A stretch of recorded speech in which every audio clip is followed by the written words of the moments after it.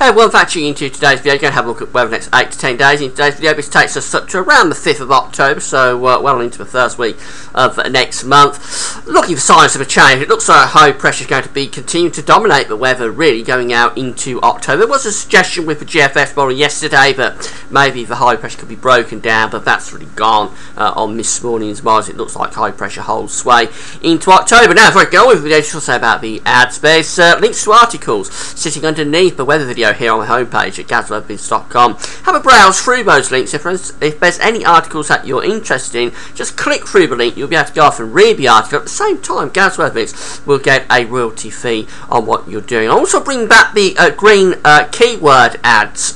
So you may see some green words being illuminated green on some of the pages here at GazWeatherBiz.com. Roll your cursor over the green keywords and they'll display ads. But if you click through the word, you'll be able to go to the advertised website at the same time. GazWeatherBiz get a royalty fee on what you're doing. Thanks so much for doing that. All these things really pay for the website. Allows me to sit and talk to you via the website. So thanks for getting involved and doing that. So just quickly starting off with the 500 millibar height anomaly flow charts for the next 8 to 10 days. We've got the ECMWF over on the left.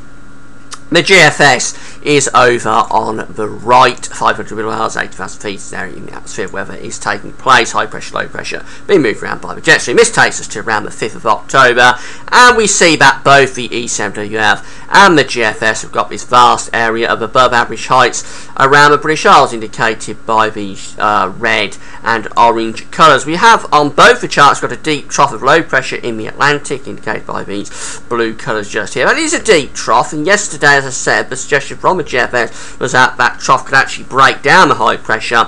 No sign of it really on this morning's models, but you have to keep an eye on it. I explained this in the video on Tuesday. This is a very deep trough in the Atlantic. It will be putting the ridge for high pressure under pressure as it tries to move in off the Atlantic. It could break down the high pressure, but really it does look as though we've got a very strong wall of high pressure sitting to the north and the east and around the British Isles over the coming week to 10 days. It's going to take a lot to break that down. These are the GFS temperature and precipitation ensembles for the next couple of weeks. Temperatures first of all, red line here at 30-year average, going to be well above average over the next few days, going up to the 1st of October, which is just here. Going out beyond that, really we're staying above average, although there's more scatter as you always get as we get towards the end of the ensemble. But overall, certainly for the next week to 10 days, staying above average. Hardly any precipitation spikes to speak of up to the 1st of October. Then they do come back very gradually, but it's not until the end of the ensemble that they come back with any sort of conviction, and by then we're into the unreliable time frame of the model. So warm and dry basically sums it up, or warm and mainly dry basically sums it up, going out into the start of October. Temperature anomalies for the next week, the 25th to 3rd of October, shows that we're going to be above average in those red colours.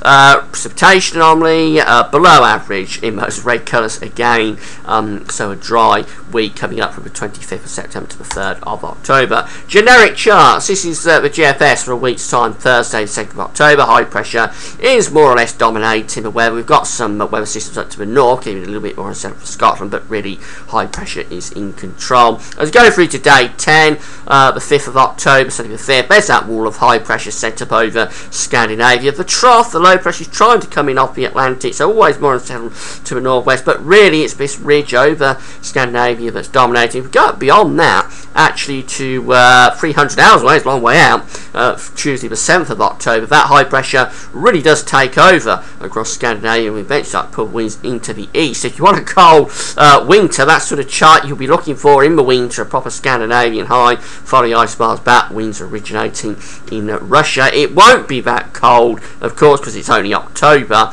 but probably cooler, actually. If that was to come off, it would turn a little bit cooler with those easterly winds, but really the idea is that high pressure is dominating, keeping all these areas of low pressure out in the Atlantic. The ECMWF shows that for Thursday the 2nd, a week's time, high pressure is more or less in control. Could be bringing a weak weather system down from the north and the east, a little bit more unsettled there, but overall it's high pressure holds sway. Sunday the 5th of October, there's the high pressure still dominating, keeping it dry and very warm. Have a look at the upper air temperatures, and yet they're still way above where they should be at this time of year. Much warmer, with much warmer than it should be for early October, somewhere between around 10 and 15 Celsius, height at 850 millibars. So it looks as though the high pressure goes on.